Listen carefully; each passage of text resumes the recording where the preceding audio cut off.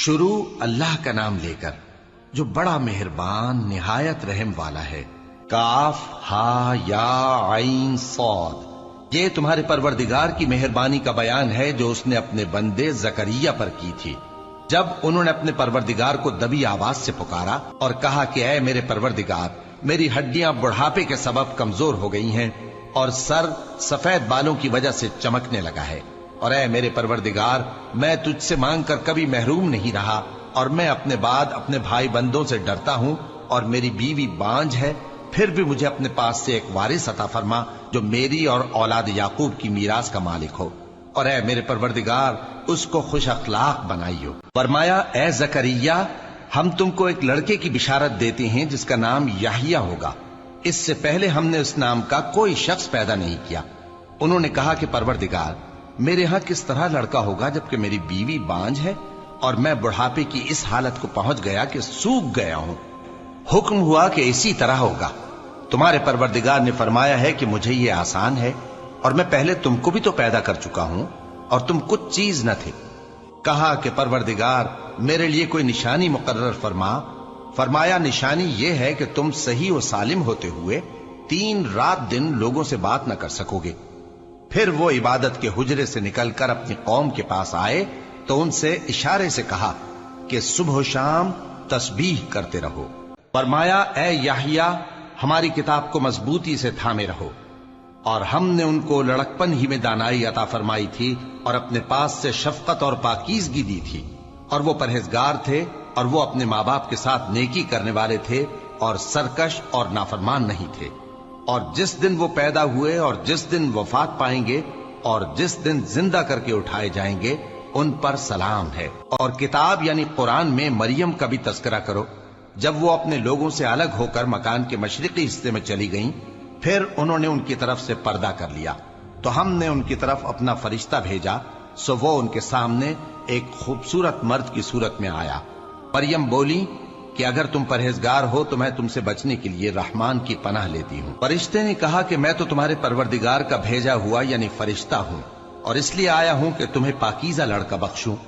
مریم نے کہا کہ میرے ہاں لڑکا کیوں کر ہوگا جبکہ مجھے کسی مرد نے بطور شوہر چھوا تک نہیں اور میں بدکار بھی نہیں ہوں۔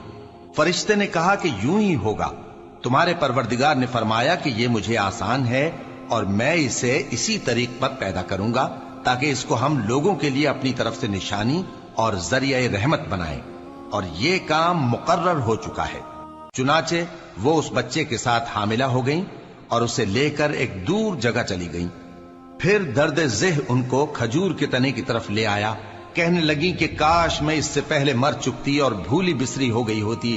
تب ان کے ٹیلے کے نیچے کی جانب سے فرشتے نے ان کو آواز دی کہ غمناک نہ ہو، تمہارے پروردگار نے تمہارے نیچے ایک چشمہ پیدا کر دیا ہے، اور کھجور کے تنے کو پکڑ کر اپنی طرف ہلاؤ، وہ تم پر تازہ عمدہ کھجوریں گرائے گا، تو کھاؤ اور پیو اور آنکھیں ٹھنڈی کرو۔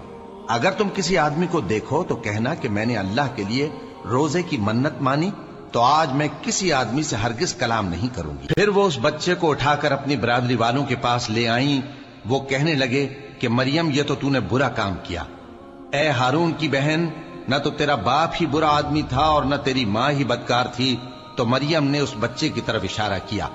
وہ بولے کہ ہم اس سے کہ گود کا بچہ ہے کیسے بات کریں؟ بچے نے کہا کہ میں اللہ کا بندہ ہوں، اس نے مجھے کتاب دی ہے اور نبی بنایا ہے، اور میں جہاں ہوں اور جس حال میں ہوں اس نے مجھے صاحب برکت بنایا ہے، اور جب تک زندہ ہوں مجھ کو نماز اور زکوٰۃ کا ارشاد فرمایا ہے، اور مجھے اپنی ماں کے ساتھ نیک سلوک کرنے والا بنایا ہے اور سرکش و بدبخت نہیں بنایا، اور جس دن میں پیدا ہوا اور جس دن مروں گا اور جس دن زندہ کر کے اٹھایا جاؤں گا مجھ پر سلام ہے۔ یہ مریم کے بیٹے عیسیٰ ہیں، اور یہ سچی بات ہے جس میں لوگ شک کرتے ہیں۔ اللہ کو شایع نہیں کہ کسی کو بیٹا بنائے، وہ پاک ہے۔ جب کسی چیز کا ارادہ کرتا ہے تو اس کو یہی کہتا ہے کہ ہو جا، تو وہ ہو جاتی ہے۔ اور بے شک اللہ ہی میرا اور تمہارا پروردگار ہے، تو اسی کی عبادت کرو، یہی سیدھا رستہ ہے۔ پھر اہل کتاب کے فرقوں نے باہم اختلاف کیا، سو جو لوگ کافر ہوئے ہیں ان کو بڑے دن یعنی قیامت کے روز حاضر ہونے سے خرابی ہے۔ وہ جس دن ہمارے سامنے آئیں گے کیسے سننے والے اور کیسے دیکھنے والے ہوں گے مگر ظالم آج کھلی گمراہی میں ہے، اور ان کو حسرت و افسوس کے دن سے ڈرا دو جب بات فیصل کر دی جائے گی اور وہ غفلت میں پڑے ہوئے ہیں اور ایمان نہیں لاتے۔ ہم ہی زمین کے اور جو لوگ اس پر بستے ہیں ان کے وارث ہوں گے، اور ہماری ہی طرف ان کو لوٹنا ہوگا۔ اور کتاب میں ابراہیم کا ذکر کرو، بے شک وہ نہایت سچے تھے، پیغمبر تھے۔ جب انہوں نے اپنے باپ سے کہا کہ ابا، آپ ایسی چیزوں کو کیوں پوچھتے ہیں جو نہ سنیں اور نہ دیکھیں اور نہ آپ کے کچھ کام آ سکیں؟ ابا، مجھے ایسا علم ملا ہے جو آپ کو نہیں ملا، تو میرے ساتھ ہو جائیے، میں آپ کو سیدھی راہ پر لے چلوں گا۔ ابا، شیطان کی پوجا نہ کیجیے، بے شک شیطان اللہ کا نافرمان ہے۔ ابا، مجھے ڈر لگتا ہے کہ آپ کو اللہ کا عذاب آ پکڑے تو آپ شیطان کے ساتھی ہو جائیں۔ اس نے کہا کہ ابراہیم، کیا تو میرے معبودوں کے خلاف ہے؟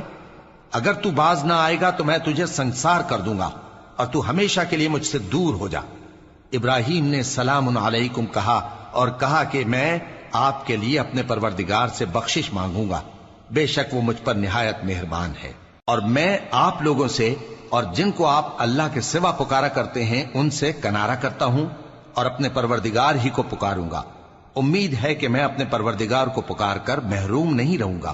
اور جب ابراہیم ان لوگوں سے اور جن کی وہ اللہ کے سوا پرستش کرتے تھے الگ ہو گئے تو ہم نے ان کو اسحاق اور اسحاق کو یعقوب بخشے اور ہر ایک کو پیغمبر بنایا، اور ہم نے ان کو اپنی رحمت سے بہت سی چیزیں عنایت کی اور ان کا ذکر جمیل بلند کیا۔ اور کتاب میں موسیٰ کا بھی ذکر کرو، بے شک وہ ہمارے برگزیدہ تھے اور رسول تھے، نبی تھے، اور ہم نے ان کو طور کی داہنی طرف سے پکارا اور باتیں کرنے کے لیے نزدیک بلایا، اور اپنی مہربانی سے ان کو ان کا بھائی ہارون پیغمبر بنا کر عطا کیا۔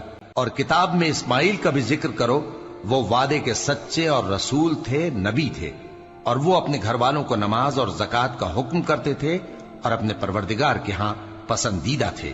اور کتاب میں ادریس کا بھی ذکر کرو، وہ بھی نہایت سچے تھے، نبی تھے، اور ہم نے ان کو اونچی جگہ اٹھا لیا تھا۔ یہ وہ لوگ ہیں جن پر اللہ نے اپنے پیغمبروں میں سے فضل کیا، یعنی اولاد آدم میں سے، اور ان لوگوں میں سے جن کو ہم نے نوح کے ساتھ کشتی میں سوار کیا، اور ابراہیم اور یعقوب کی اولاد میں سے، اور ان لوگوں میں سے جن کو ہم نے ہدایت دی اور جنہیں برگزیدہ کیا۔ جب ان کے سامنے ہماری آیتیں پڑھی جاتی تھیں تو سجدے میں گر پڑتے اور روتے رہتے تھے۔ پھر ان کے بعد چند ناخلف ان کے جانشین ہوئے جنہوں نے نماز کو ضائع کر دیا اور خواہشات نفسانی کے پیچھے لگ گئے، سو ان قریب ان کو گمراہی کی سزا ملے گی۔ ہاں، جس نے توبہ کی اور ایمان لایا اور عمل نیک کیے تو ایسے لوگ بہشت میں داخل ہوں گے اور ان کا ذرا نقصان نہ کیا جائے گا، یعنی ہمیشہ کی بہشتوں میں جس کا اللہ نے اپنے بندوں سے وعدہ کیا ہے کہ جو ان کی آنکھوں سے پوشیدہ ہے۔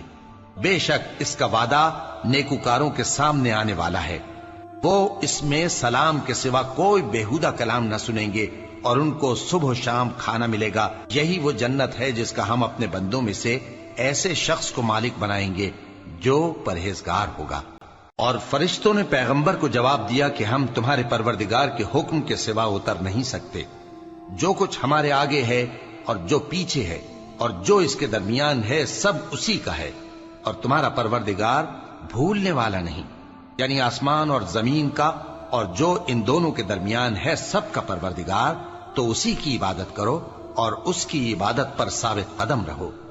بھلا تم کوئی اس کا ہم نام جانتے ہو؟ اور کافر انسان کہتا ہے کہ جب میں مر جاؤں گا تو کیا زندہ کر کے نکالا جاؤں گا؟ کیا ایسا انسان یاد نہیں کرتا کہ ہم نے اس کو پہلے بھی تو پیدا کیا تھا جبکہ وہ کچھ بھی چیز نہ تھا؟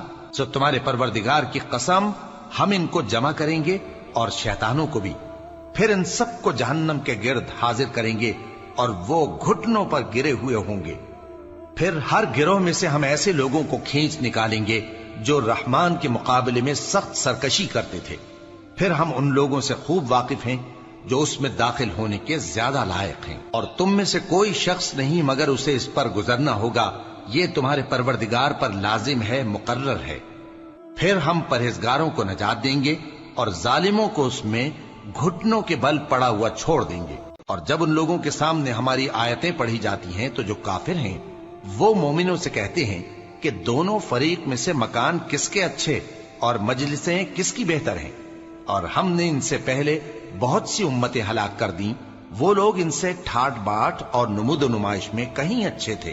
کہہ دو کہ جو شخص گمراہی میں پڑا ہوا ہے، رحمان اس کو آہستہ آہستہ مہلت دیا جاتا ہے، یہاں تک کہ جب اس چیز کو دیکھ لیں گے جس کا ان سے وعدہ کیا جاتا ہے، خواہ عذاب اور خواہ قیامت، تو اس وقت جان لیں گے کہ مکان کس کا برا ہے اور لشکر کس کا کمزور ہے۔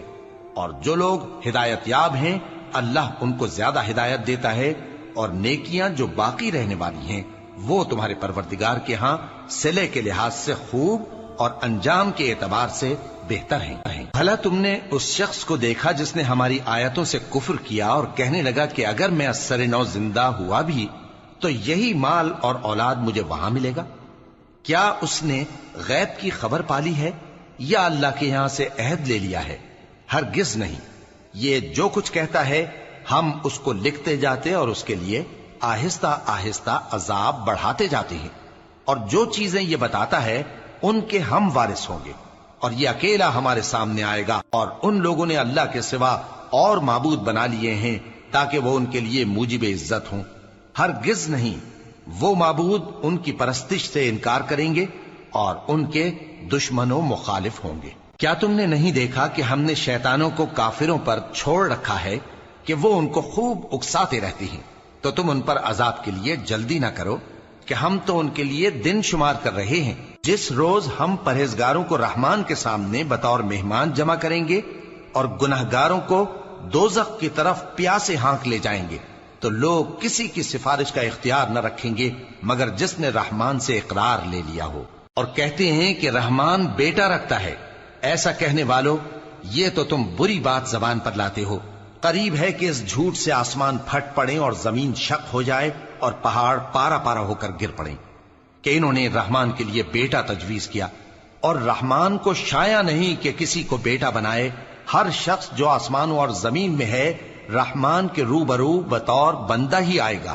اس نے ان سب کو اپنے علم سے گھیر رکھا اور ایک ایک کو شمار کر رکھا ہے، اور یہ سب قیامت کے دن اس کے سامنے اکیلے اکیلے حاضر ہوں گے۔ اور جو لوگ ایمان لائے اور عمل نیک کیے، رحمان ان کی محبت مخلوقات کے دل میں پیدا کر دے گا۔